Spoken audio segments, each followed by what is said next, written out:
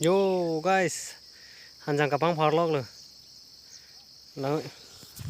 Yo guys, 한장 ka hari kapang parlok lo nó 한장 yo sudah yo. Lai mà. Pu ni pina ni yo 한장 ang parta ed le yo. Lo yo yo. 한장 do. Oh. Ni ngarang re ma. Mang nang tum ta. 한장 jo muhor sinabi pun ta yo. Mang yo yo. Yo. Yo lau yo ni lun lo. Yo. Lang miu yo lang 한장 kapang par yo. Lang yo.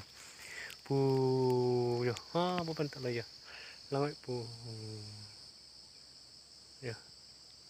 yo pu thu cái 한장 jo sai de la de 한장 yo la pu bang ka non se aklim jer vela pu aklim jer na thila ke pu thu ke pu pentak lang che char si ho dakta kapang phar lo ke pu